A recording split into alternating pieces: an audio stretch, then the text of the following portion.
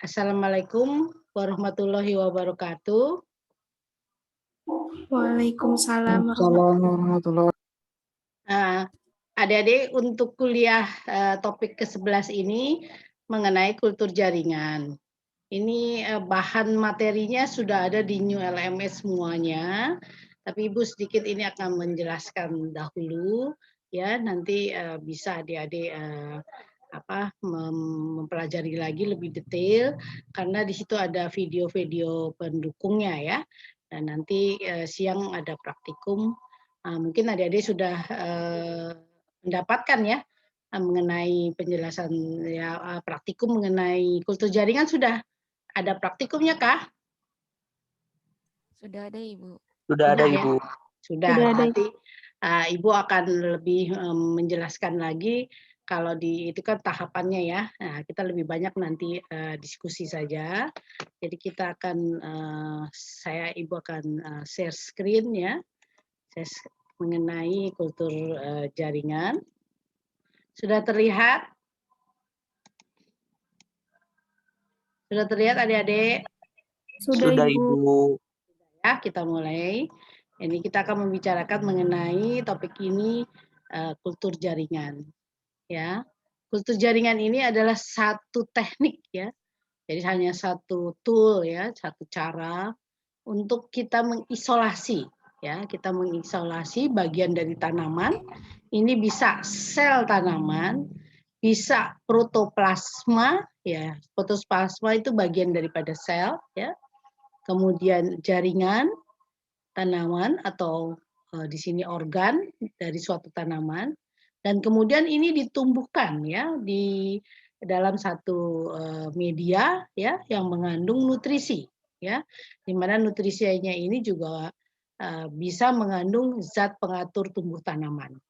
Nah, ini kultur jaringan ini ditumbuhkan pada kondisi yang aseptik, jadi benar-benar steril ya, yang di dalam lingkungannya yang terkendali ya. Kita masih terkendali di sini karena kita menggunakan suhu yang cukup rendah, yaitu di bawah sekitar 20 derajat Celcius, jadi dingin ya.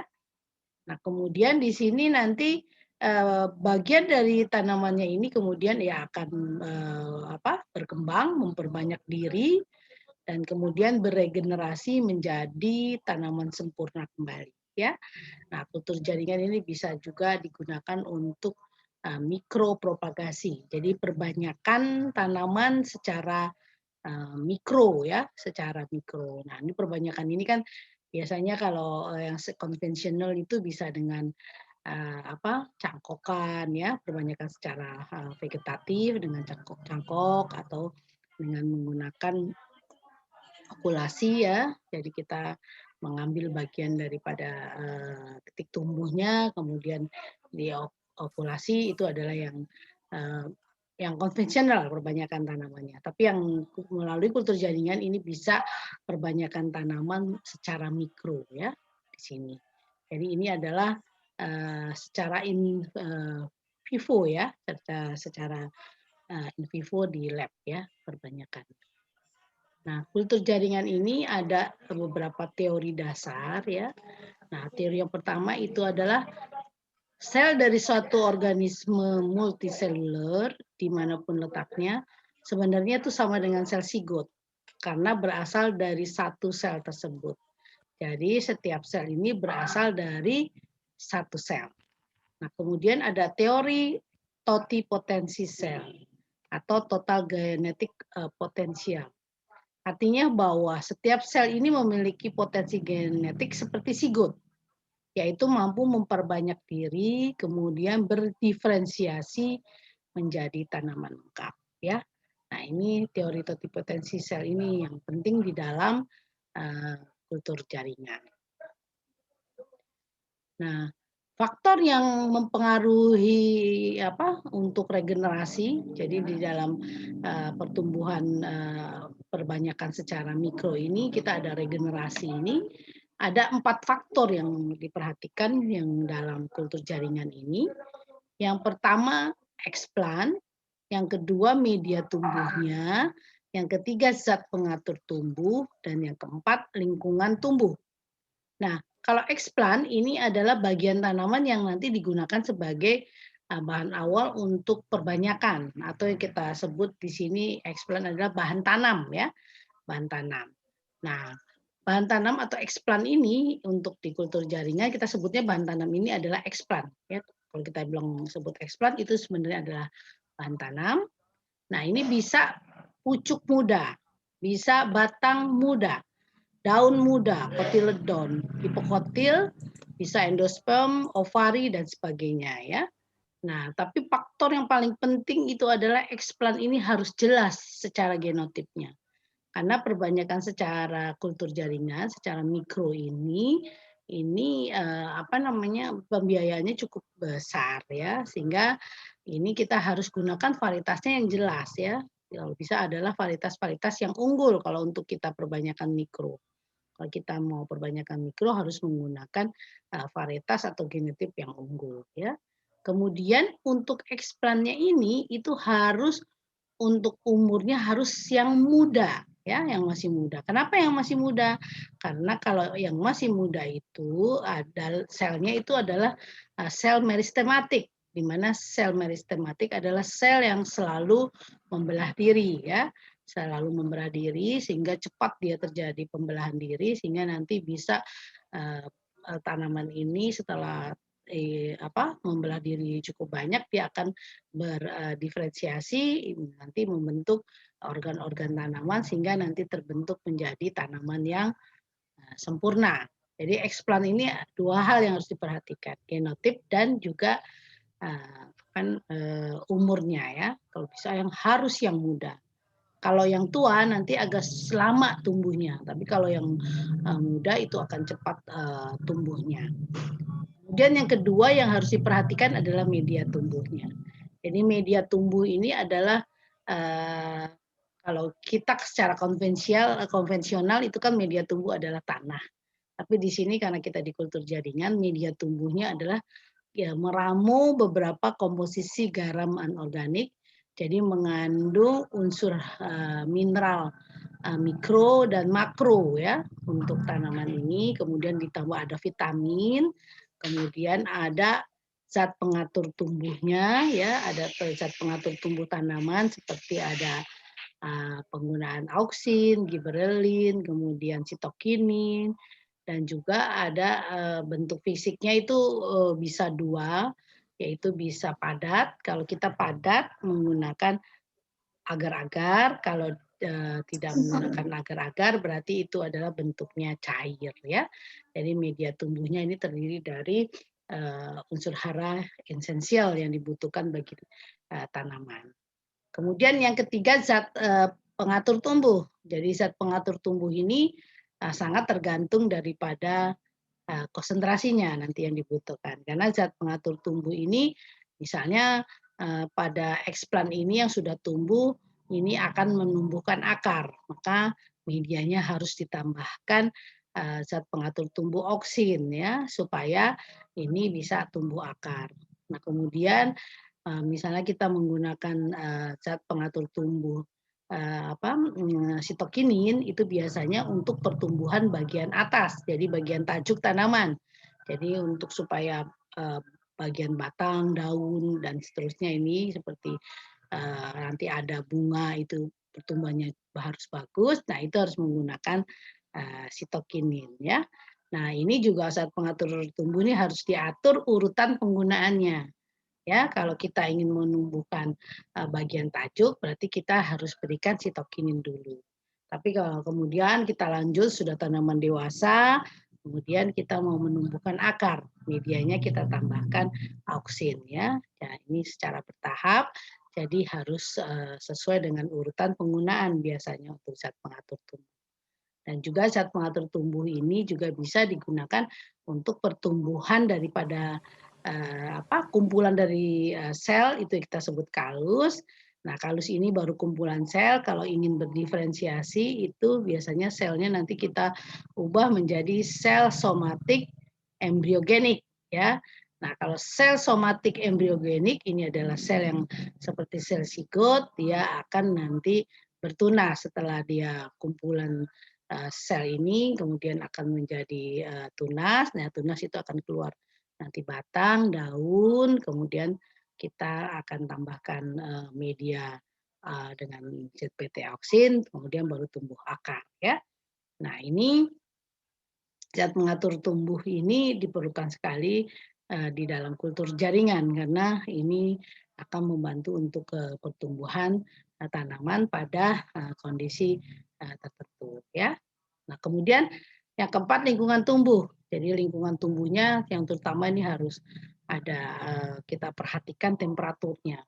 Nah, biasanya temperaturnya sekitar 20 derajat Celcius. Nah, kalau itu kita menggunakan AC ya.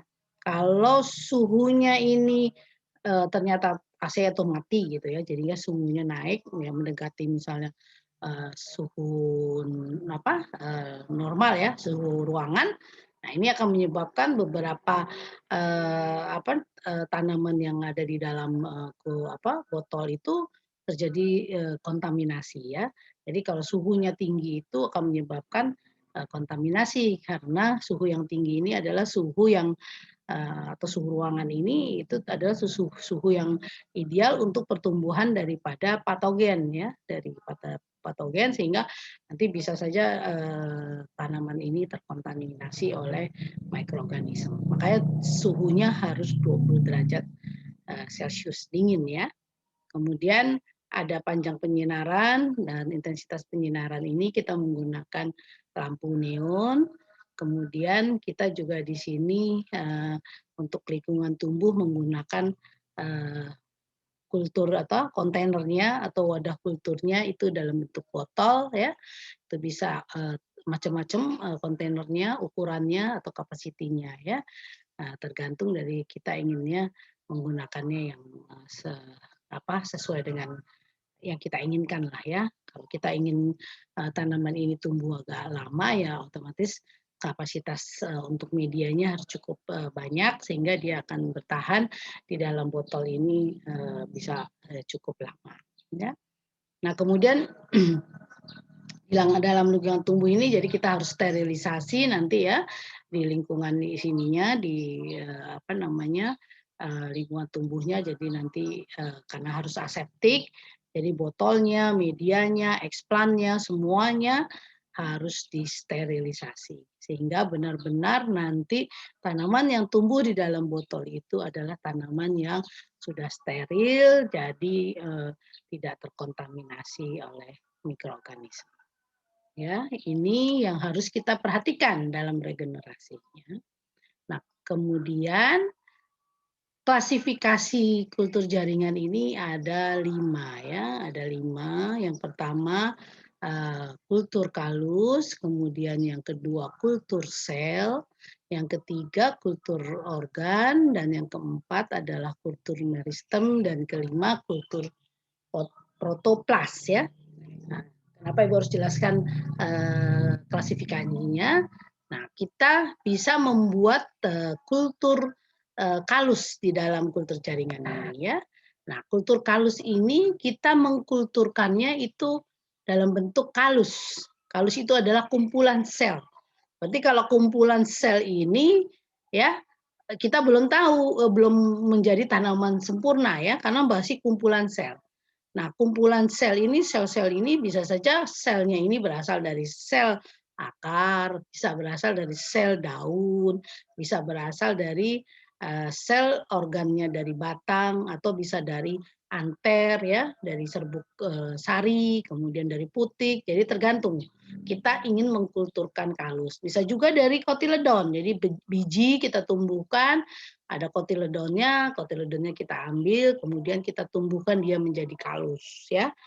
Nah, kultur kalus ini nanti ditumbuhkan di atas media padat ya dari satu bagian tanaman. Nah, kultur kalus ini biasanya digunakan nanti untuk pemulihan tanaman.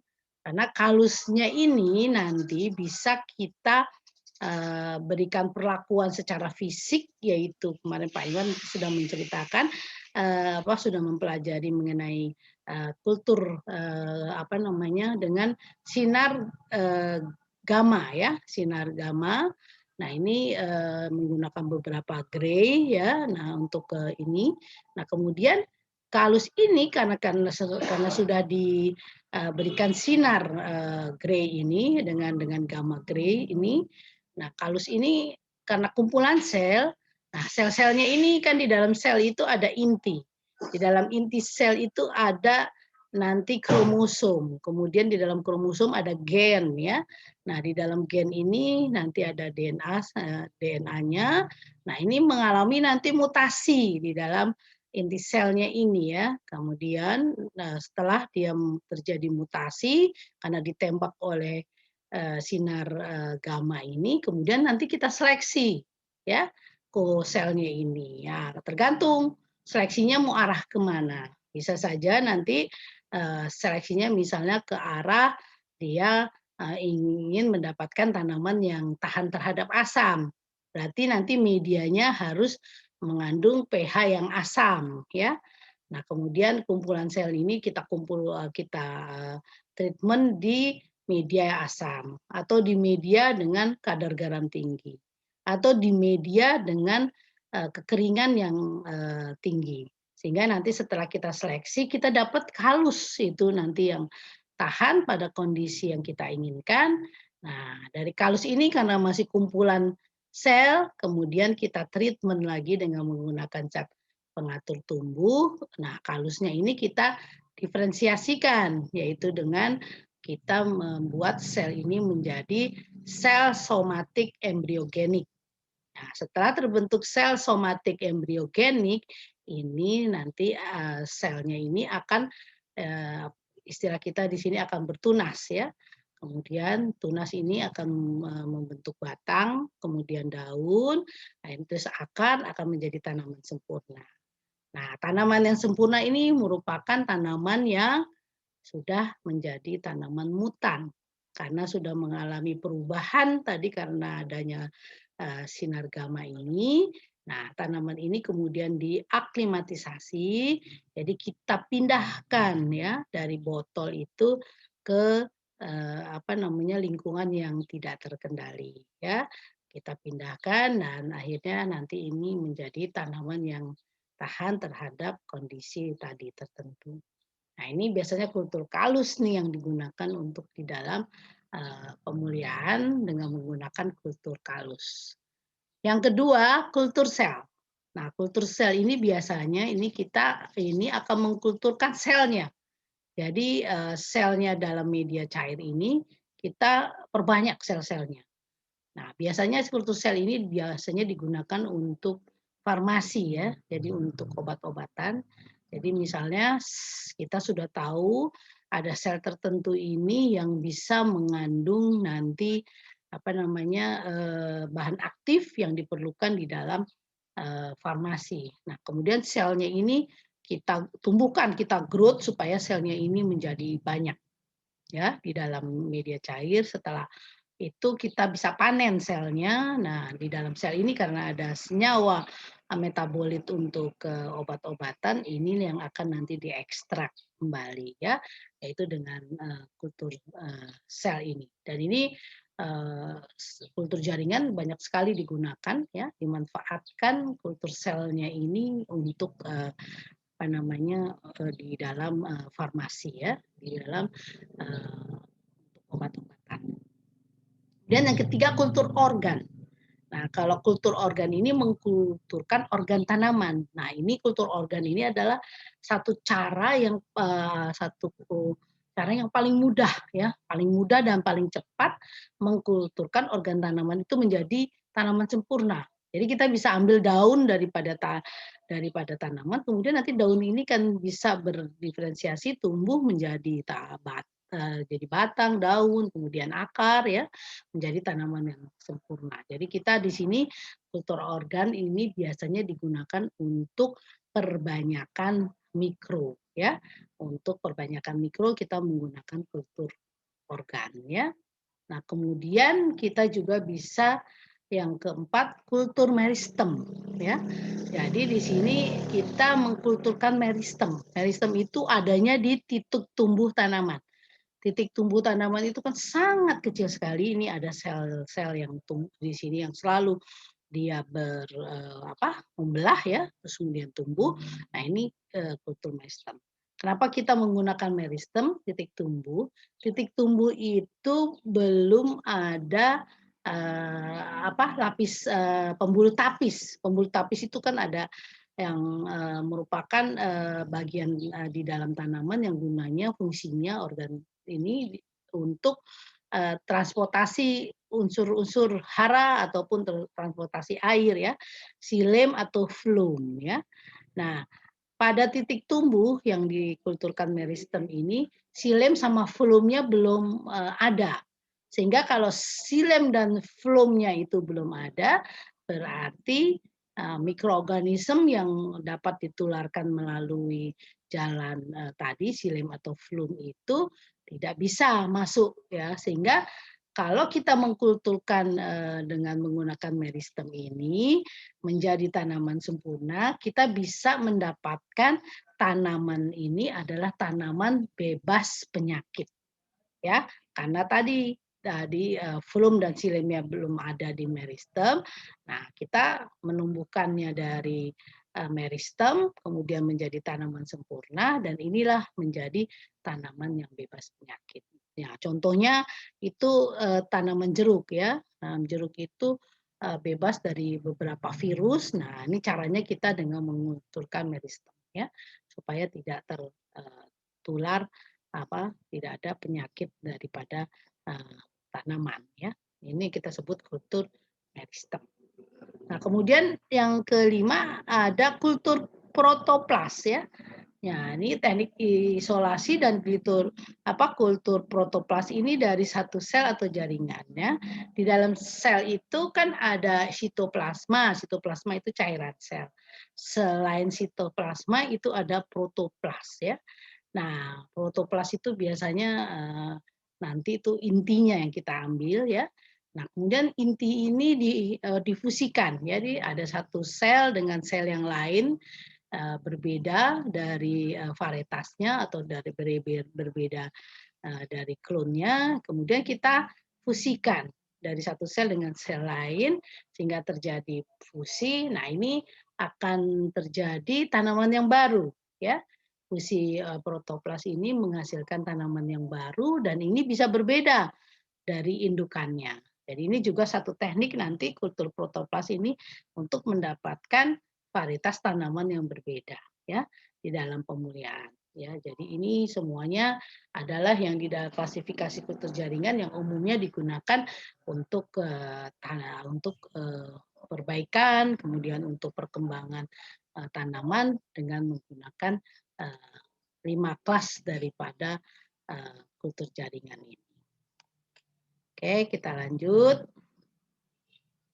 Ya, nah ini contoh kalus ya. Jadi ini kalus ini modelnya seperti ini, jadi belum terbentuk adanya tunas atau ada batang, ada daun, ada akar. Jadi masih kumpulan daripada sel dan bentuknya seperti ini.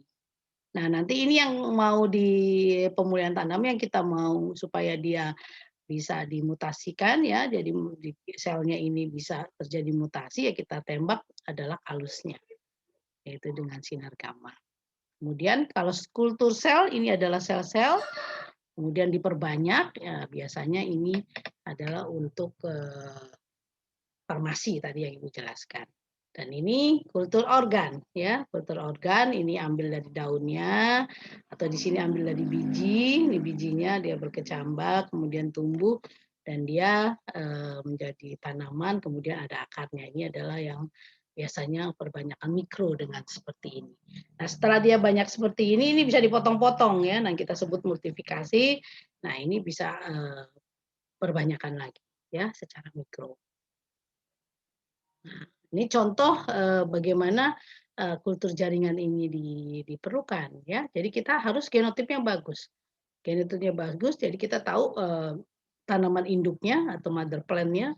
Ini contohnya misalnya pisang. Jadi kita ambil pisang yang sisiran pertama maupun sampai sisiran selanjutnya itu pisangnya hampir sama ukurannya. Biasanya kan sisiran yang pertama itu lebih besar, kemudian ke bawah kecil-kecil, akhirnya kecil. Nah ini tidak, karena sudah melalui satu seleksi, ini sisiran antara sisiran satu sampai sisiran berikutnya itu ukurannya sama, besar ya, besarnya sama. Ini merupakan varietas unggul. Jadi karena dia varietasnya unggul, ya kita ingin dia diperbanyak secara mikro ya. Karena kalau diperbanyak pisang itu kalau diperbanyak susah sekali karena kan dari satu rumput tanaman nanti baru tumbuh satu lagi baru kita ambil. Ya, kita ingin mendapatkan 10.000 bibit sulit sekali karena harus ada 10.000 tanaman sebagai indukannya. Tapi kalau kita menggunakan mikropropagasi, cukup satu indukan sini saja, ini bisa kita perbanyak menjadi tadi, misalnya kita ingin 10.000 bibit ya. Nah ini dari mother plant-nya ini kita ambil corn-nya di sini ya, di corn-nya di sini kita ambil sebagai bahan explant-nya, bahan tanamnya ya. Kemudian explant-nya ini kita ambil, kemudian explant-nya kita tumbuhkan di dalam botol ya, kita inisiasi. Nah, setelah kita inisiasi, inkubasi, dia tumbuh. Nah, kemudian dimultifikasi ya. Dimultifikasi menjadi banyak. Nah, setelah multifikasi ini tanaman masih dalam bentuk dia ada batang, ada daun, tapi akar belum ada. Kemudian di sinilah baru selanjutnya dibuat tanaman berakar. Setelah berakar itu menjadi tanaman sempurna ya, ada akar, ada batang, ada daun, baru dipindahkan ke bibit ya, kita pindahkan di dalam tray ini. Nah, ini di dalam pertama dulu ya, setelah dia pertumbuhan akarnya cukup bagus, baru dipindahkan secondary ke pembibitan secondary. Jadilah dia tanaman pisang sebagai bibitnya biasanya tinggi 60 cm itu sudah bisa ditanam di lapangan. Nah, ini untuk mendapatkan 10.000 ini mudah sekali karena di sini ada proses multifikasi yang cepat bisa kita lakukan. Ini tidak tergantung dari musim ya, karena di dalam lab mau hujan mau kemarau jadi masalah, dia tetap bisa berjalan ya, tergantung sama sumber daya manusianya saja dan peralatannya. Semakin peralatannya ada, semuanya lengkap, itu 10.000 saja itu bisa kita peroleh ya dengan cepat. Ya. Tapi kalau kita menunggu mother plant ini satu-satu ya, yang dengan teknik konvensional, ya kita untuk mendapatkan 10.000 itu 1 hektar itu tanaman ini misalnya dalam waktu 3 bulan baru dapat 1 anakan.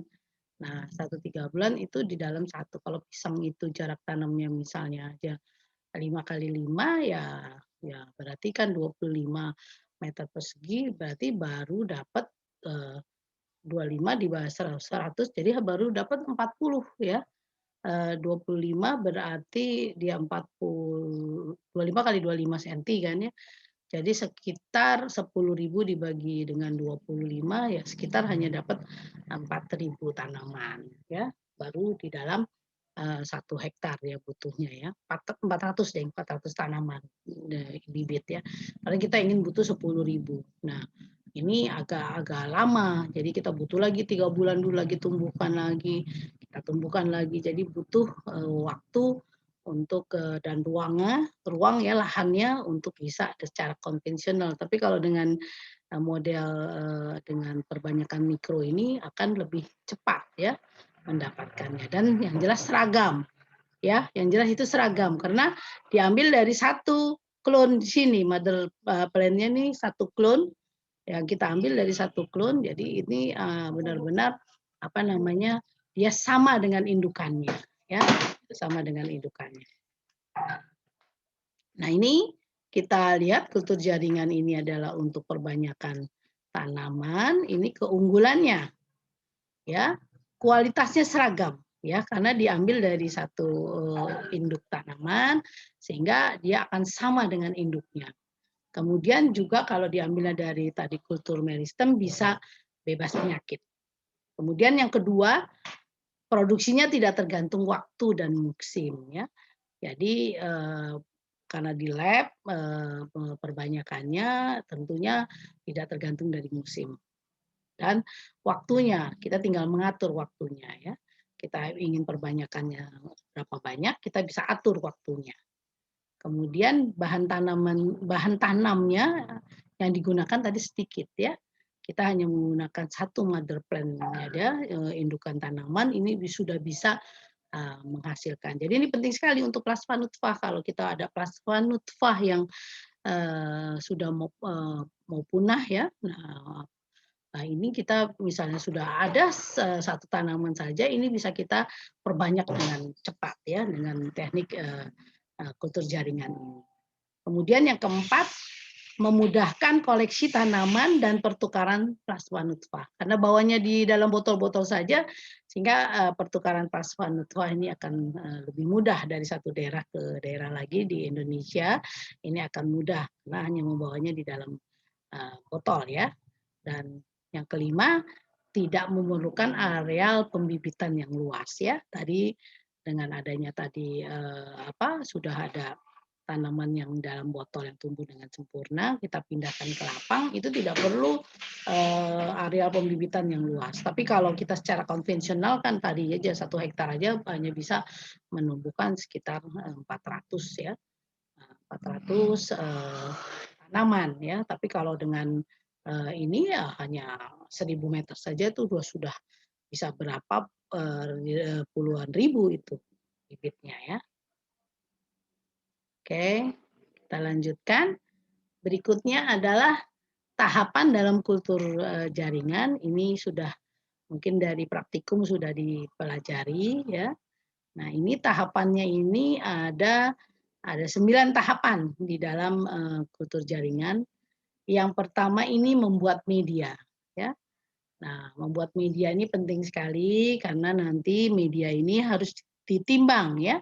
Kalau yang secara konvensional itu kita kan media kultur ini terdiri dari tadi nutrisi ya, nutrisinya ada hara mikro, ada hara makro ditambah vitamin ya. Nah, ini harus ditimbang, disesuaikan ya dengan jenis medianya ya. Tapi sekarang ini sudah lebih maju lagi. Media standar dari kultur jaringan ini sekarang sudah ada yang konsentrat, yang sudah kita tidak perlu menimbang lagi unsur hara makronya, unsur hara mikronya satu-satu lagi. Jadi kita tidak perlu membuat stok ya. Biasanya kalau membuat media kultur jaringan yang konvensional itu kita menggunakan teknik pembuatan stok ya. Tapi ini penting sekali sebenarnya pembuatan stok itu kalau untuk kita usaha. Karena kalau kita dengan usaha itu, media kultur jaringan ini kan cukup mahal ya. Untuk membuat 100 liter ya, 100 liter itu kita harus bisa biayanya itu sekitar 2,5 juta ya. 2,5 juta itu ada satu media kultur yang sudah ekstrak ya. Kita hanya menimbang sekitar 4,8 atau ya 4,3 atau 4,8 gram itu dilarutkan dalam 1 liter. Nah ini media kulturnya ini itu bisa dijual di pasaran itu ada yang 100 liter itu sekitar 2,5 juta harganya. Jadi untuk 1 liternya saja berarti 25.000 ya untuk pembuatan ininya. Ini cukup mahal. Makanya nanti kalau untuk yang komersil ya, kita misalnya nanti untuk perbanyakan yang komersil jangan menggunakan yang ekstrak ini, tapi kita membuatnya adalah dengan teknik yang menggunakan stok ya, kita bikin satu persatu karena itu biayanya menjadi lebih murah ya pembuatannya. Jadi tergantung. Nah, tapi kita karena di sini untuk penelitian, ya kita pakai yang ekstrak saja, jadi adik-adik akan bisa lebih mudah nanti di dalam penelitian, tinggal menimbang aja, kemudian kita tinggal mendapatkan 1 liter media ya. Nah, kemudian media sudah kita buat, sudah kita siapkan, botolnya sudah sterilisasi, kemudian botolnya ini dimasukkan media, kemudian medianya ini kita botol kontainernya kita tutup yang ada medianya, kemudian kita sterilisasikan. Dapatlah botol dengan media. Nah, kemudian ini kita mau tanam tanaman, kita ambil eksplan. Nah, eksplannya kita ambil eksplan yang unggul, misalnya ada tanaman yang tanaman pakan yang unggul yang kita ingin perbanyak, kita ambil eksplannya. Nah, kemudian eksplan diambil dari lapangan harus dilakukan sterilisasi eksplan ya. Nah, eksplannya sudah disterilisasi, kemudian ini bisa ditanam ya, atau kita sebut di sini inkubasi, kemudian kita inisiasi. Jadi tanaman ini yang bisa biar agar tumbuh ya di dalam media tadi dan botol yang sudah steril. Ya, kemudian setelah itu baru diinduksi ya tunasnya, kemudian lanjutnya adalah memperbanyak ya, tunasnya sudah dewasa, tumbuh bagus, dimultifikasi. Jadi kita subkultur, kita potong-potong supaya menjadi tanaman dewasa lagi. Kemudian kita potong-potong. Nah, ini yang mempercepat ya. Karena begitu tanaman dewasa kita potong-potong lagi, kita kulturkan, itu bisa menjadi tanaman yang dewasa kembali. Nah, setelah dewasa baru kita akarkan tanamannya ya. Setelah tanaman dewasa diakarkan dan kemudian diaklimatisasi, kita pindah ke lapang ya. Namanya aklimatisasi. Yang pertama ini kita membuat media. Nah, ini kita timbang ya medianya, kemudian kita larutkan. Medianya ini misalnya kita ingin membuat 1 liter ya kita larutkan ke dalam 1 liter Aquades ya. Kemudian kita panaskan ya. Kemudian ditambah ada agar, biasanya ada agar 7 sampai 15 gram ya. Ini tergantung kepadatan yang kita inginkan dengan gula ya sebagai sumber energinya itu adalah gula. Nah, ini gulanya biasanya 30 gram, kita larutkan sampai mendidih. Nah, baru kemudian dimasukkan ke dalam botol ya. Ini medianya yang sudah padat, dimasukkan ke dalam botol, kemudian ini ditutup seperti ini, masukkan ke dalam autoclave untuk disterilisasi. Nah, setelah media ini sudah terdibuat, ini biasanya kita disimpan di dalam kultur dalam waktu 1 minggu baru kita bisa gunakan. Maksudnya supaya nanti kalau memang ada kontaminan atau patogen yang di dalam botol ini bisa kita singkirkan, kita tidak gunakan. Nah, kemudian pengambilan eksplan, nah ini yang pertama eksplannya harus jelas ya, tadi yang sudah Ibu infokan, eksplannya harus varietas atau genotipnya yang unggul, kemudian pilih yang masih muda ya. Nah, kemudian setelah itu di sini banyak faktor yang mempengaruhi untuk kemampuan regenerasi ini. Kita memang agak ambil kalau eksplan yang penting kita harus muda, karena kalau yang muda ini tadi masih selnya ini mudah sekali untuk membelah ya, karena sel muda itu biasanya banyak meristematiknya. Jadi sel meristematik, sel yang selalu membelah, sehingga di sini kita ambil yang muda. Karena kalau yang tua itu pembelahannya sudah terhambat, jadi ya tidak akan cepat tumbuh. Cuman kalau yang muda ini harus kita ini kan dulu, karena yang muda ini harus kita lanjutkan nanti dengan sterilisasi. Nah, ini kalau dia muda ya, sterilisasi tadi eksplannya ini harus hati-hati, karena kalau tanaman yang muda ini kita berikan sterilan ini ya, bisa bermacam-macam sterilan ini. Kalau terlalu kuat sterilannya ya, ini akan menyebabkan tadi sel tanaman yang muda itu mati ya, sehingga tidak tumbuh. Makanya kita biasanya di penelitian pertama itu kita mencari teknik sterilisasi. Kalau kita teknik sterilisasinya sudah oke ya, dan nah ini akhirnya kita bisa lanjutkan ke berikutnya ya. Nah, ini cara sterilisasi bahannya, ini kita gunakan tanaman ini, kita ambil pucuknya saja, kemudian kita rompes, kita buang, kita ambil yang paling muda yang di dalam ini kan di sini ada yang paling muda. Nah, setelah yang ada dalam muda ini biasanya dicuci dengan deterjen dulu ya. Konsentrasinya sekitar 5%, dicuci bersih ya, kemudian baru nanti kita bisa gunakan sterilannya macam-macam, bisa alkohol ya, sodium hipoklorit, kemudian bisa air raksa atau Hg. Cuman air raksa ini karena dia logam berat sudah jarang digunakan ya. Tapi kalau ada benar-benar mikroorganismenya bandel ya mau nggak mau kita pakai air raksa ya. Cuman nanti pembuangannya harus, karena dia termasuk ini logam berat termasuk B3, jadi harus pembuangannya harus tertentu karena dia logam berat.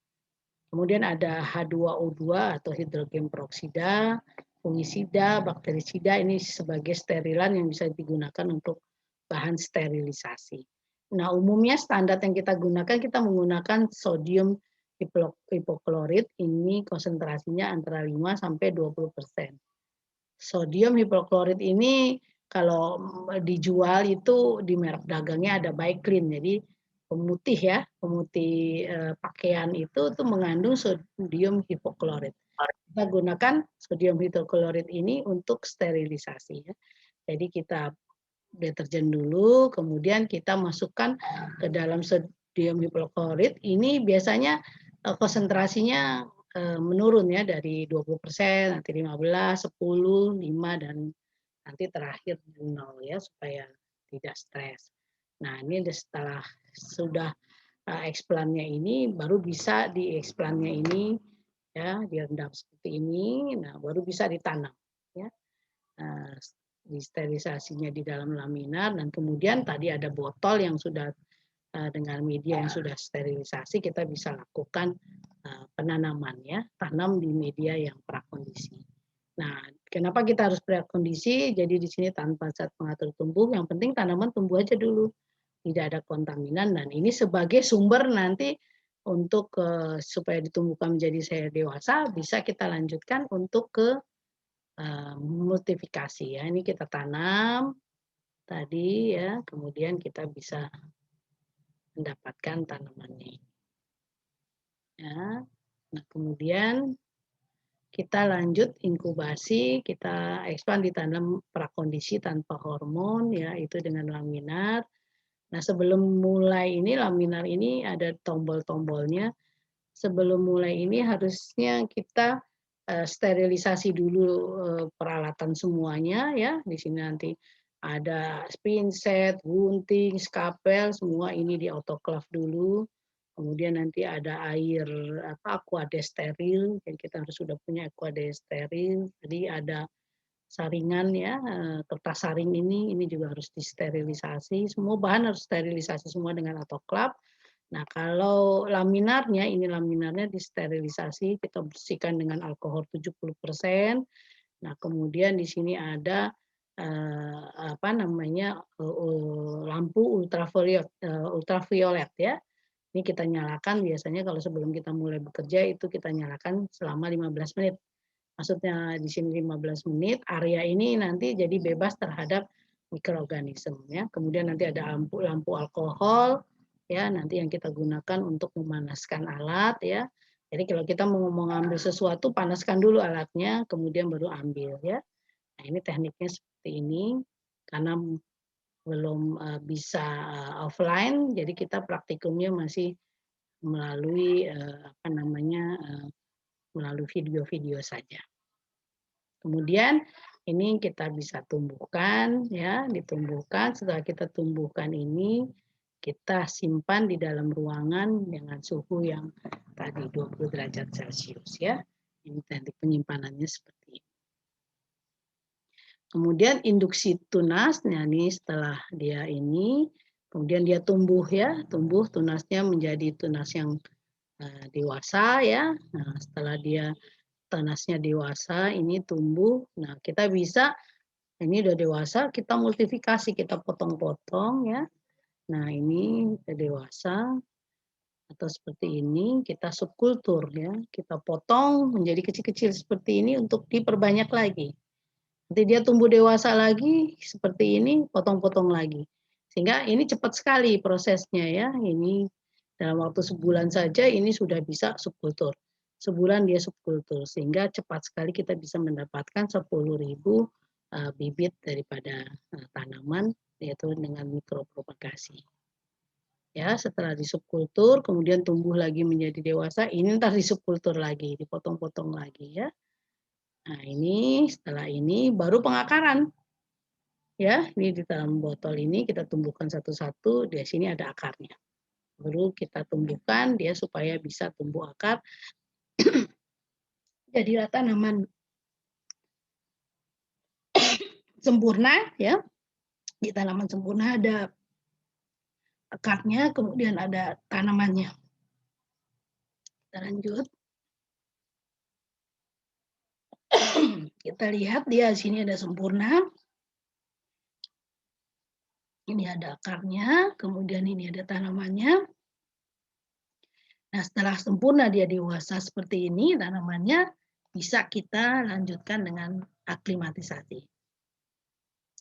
Kita pindahkan ke dalam tray ini ya, kemudian setelah dia sudah teradaptasi ya dengan teknik seperti ini, kemudian baru ini yang tadi force ya, terus kemudian dia tumbuh dengan cukup baik, kemudian baru di sini kita pindahkan ke dalam polybag ini ya. Nanti kita tumbuhkan dia tinggi 60 cm baru bisa dipindahkan ke lapangan. Jadi ini adalah 9 tahapan untuk bisa mendapatkan tanaman dengan teknik kultur jaringan. Oke, terima kasih. Kita lanjutkan dengan diskusi ya, kita butuh diskusi sebentar saja karena adik-adik juga udah praktikum ini sudah juga dimulai ya, jadi sudah ada praktikumnya, mungkin adik-adik sudah lebih tahu lagi. Kita langsung diskusi saja. Silakan adik-adik yang ingin berdiskusi bisa bertanya. Izin bertanya, Ibu. Ya, siapa namanya? Ya, sebelumnya perkenalkan nama saya Fauziah, Ibu. Izin Ya. bertanya. Pertanyaannya, apakah ada batasan Ibu mengenai, kan tadi kan semisal mother plan-nya itu hasil dari kultur jaringan, Bu ya, ada hasil dari kultur. Nah, lalu si mother plan-nya itu dipakai lagi untuk kultur lagi, lalu dipakai lagi. Nah, apakah itu ada batasannya, Ibu? Jadi si explant-nya itu dari tanaman yang kultur tersebut loh, Ibu. Nah, lalu apakah ada dampaknya, apakah ada pengaruhnya begitu jika explant-nya itu dari tanaman yang sudah dikultur berkali-kali dari tanaman sebelumnya.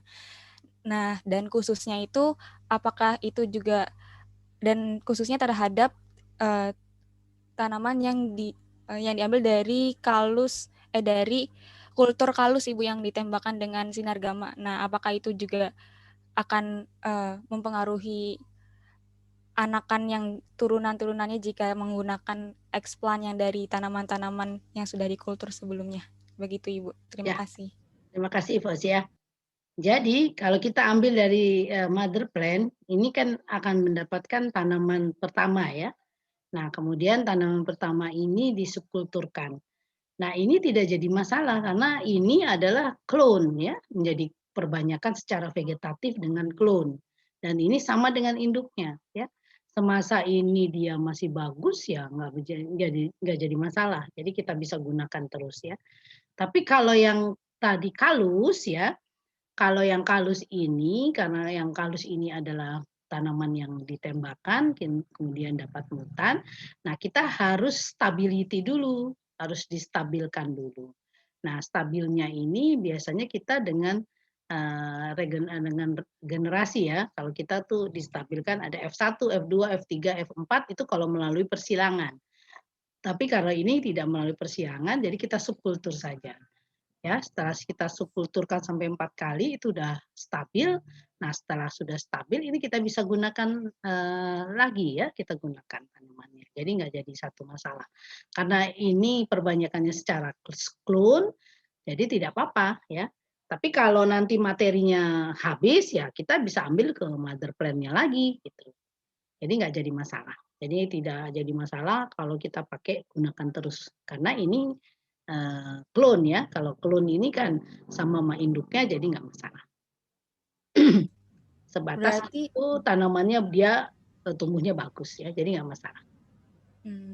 Berarti hasil yang didapatkan semisal buahnya pun akan sama terus ya, Ibu ya? Terus sama karena klon, perbanyakannya kan klon, ya tidak ada terjadi segregasi ya, tidak terjadi persilangan. Kalau yang konvensional kan antara anter sama putik terjadi persilangan, nah ini agak ada segregasi ya, hukum Mendel kan. Nah, tapi kalau ini klon, kita ngambil dari klonnya, jadi sama sama induknya. Terus kalau kita vegetatif itu pasti akan sama dengan induknya ya. Materi genetiknya itu sama. Cuman kadang-kadang terekspresinya itu kan tergantung lingkungan. 70% itu kan lingkungan ya. Nah, tergantung kalau misalnya nggak dipupuk, oh ini tanamannya unggul, tapi nggak dipupuk ya jadi nggak unggul kan. Jadi memang kalau tanamannya unggul ya harus terus supaya terekspresi gennya ya lingkungannya juga harus juga cukup baik ya gitu. Jadi nggak apa-apa, gunakan aja. Baik, terima kasih banyak Ya. Ibu. Ada lagi? Adik-adik? Pertanyaannya? Jadi kita untuk di lab kami gitu untuk penelitian kita masih terbuka untuk yang penelitian yang melalui dengan teknik kultur jaringan ini ya melalui pemulihan tanaman ini kita masih terbuka untuk adik-adik bisa melakukan penelitian ya. Tapi memang penelitiannya harus di laboratorium ya. Jadi itu harus offline. Kalau sekarang ini mungkin belum bisa offline ya nanti penelitian harus offline gitu kita ke lab ya. Lanjut lagi, ada yang bertanya? Kalau tidak, ada lagi bertanya adik-adik?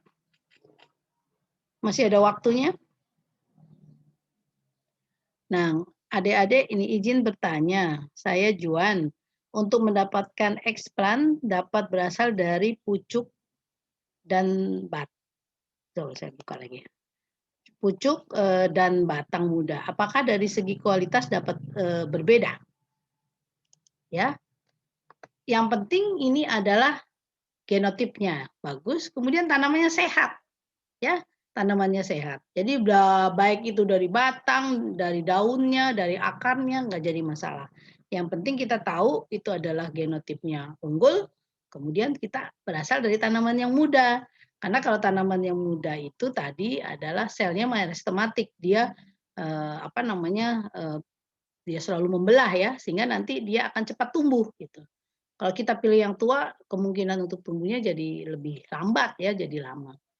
Ya, jadi nggak masalah, kualitasnya tetap bagus ya, nggak apa-apa. Karena kan kita perbanyakannya ini secara vegetatif ya, jadi sama dengan induknya. Baik itu mau diambil akarnya, mau diambil batangnya, mau diambil daunnya, mau diambil bunganya, itu semuanya sama kualitasnya. Materi genetiknya sama ya, jadi nggak masalah. Ada pertanyaan lagi? Tadi dari Juan ya. Gimana Juan? Sudah bisa? Bisa Bu, terima kasih banyak. Nah, ini dari Anissa, keunggulan kultur jaringan salah satunya tahan penyakit. Apakah jika tanaman tersebut sudah dipindahkan ke lapangan akan tahan penyakit juga? Ya jelas, karena kita kan mengambilnya dari mikro dulu. Ya, di mikropropagasi kita dapat ini tanaman yang sudah tahan penyakit.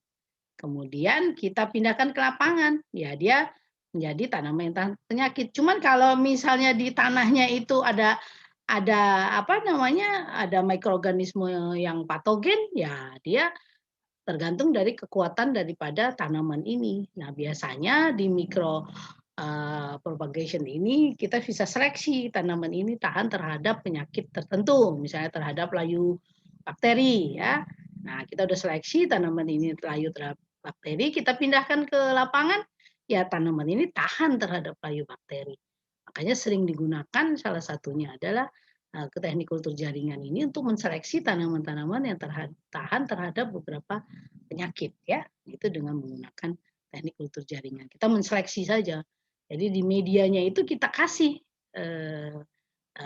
bakterinya, kemudian si tanaman dia kalau dia terkontaminasi tanaman ini akan mati. Nah, tapi kalau dia tanamannya tetap bagus ya, di medianya itu dia tetap padahal dari inkubasikan di situ ada penyakitnya, tapi tanaman tetap tumbuh saja. Nah, itu berarti kita bisa infokan bahwa tanaman ini adalah tanaman yang tahan terhadap penyakit tertentu. Nah, ini dengan teknik kultur jaringan kita bisa gunakan seperti itu. Oke, ada lagi pertanyaan? Begitu Anissa? Jadi tidak akan hilang ya, karena kalau sudah kita seleksi, kita dapat satu tanaman dengan materi genetik yang tahan, kita pindahkan ke lapang nggak masalah. Itu juga materi genetiknya juga akan tetap tahan terhadap penyakit. Bagaimana Anissa? Jelas? Sudah jelas Ibu, terima kasih. Ya. Ada lagi bertanya? Nanti adik-adik buka new LMS-nya, kemudian itu ada beberapa video pendukung yang nanti video pendukungnya ini bisa menambah wawasan untuk adik-adik mengetahui mengenai kultur jaringan ya. Ada bertanya lagi? Kalau tidak ada bertanya lagi, kita minggu ini adalah minggu yang terakhir kuliah karena secara akademik libur itu dari tanggal 10 sampai tanggal 23. Jadi kita akan mulai lagi di tanggal 24 ya, 24. Nah, tanggal 24. Nah, kemudian tanggal 26 itu ternyata hari Rabu itu libur.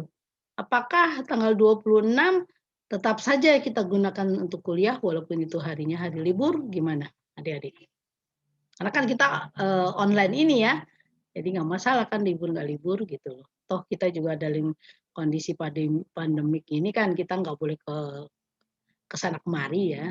Terserah sih kalau biasanya sih ada juga kuliah pengganti gitu. Tapi kalau misalnya kita mau sepakat mau tetap kuliah di tanggal 26, monggo silakan.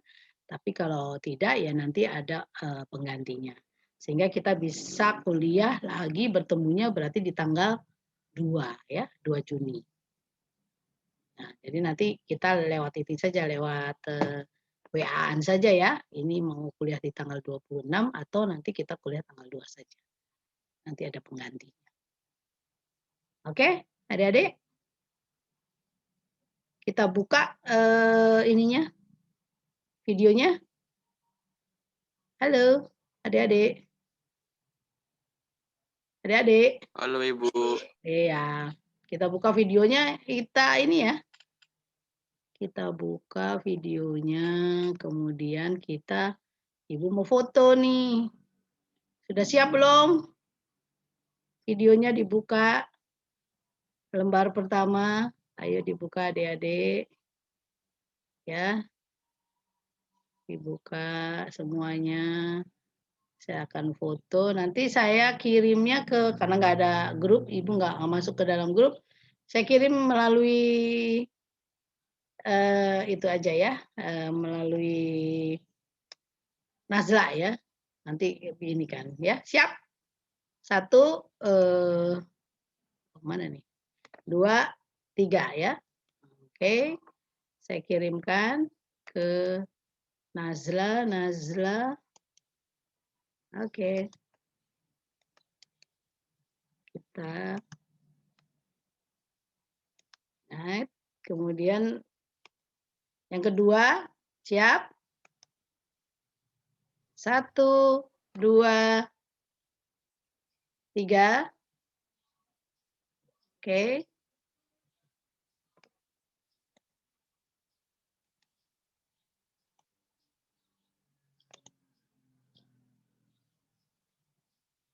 Yang ketiga,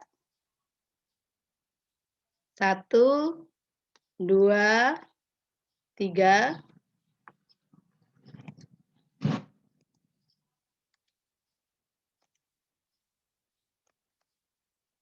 Yang terakhir, yang keempat, ya. Oke, 1, 2, 3.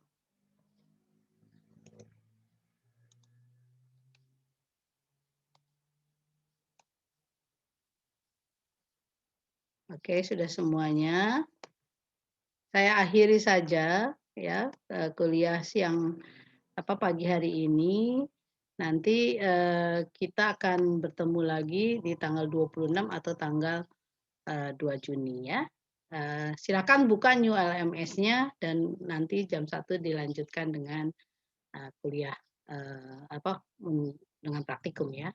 Saya akhiri dengan mengucapkan alhamdulillahirabbil alamin. Wassalamualaikum warahmatullahi wabarakatuh.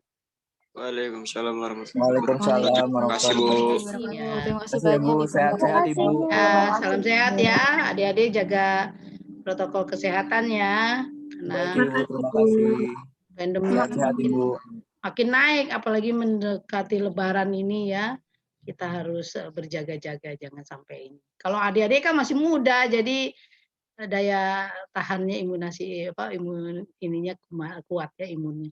Kalau ibu yang sudah masuk lansia agak-agak harus berini juga ya. Oke, sampai ketemu lagi. Selamat Hari Raya Idul Fitri. Mohon maaf lahir dan batin. Ya, saya akhiri ya adik-adik. Assalamualaikum.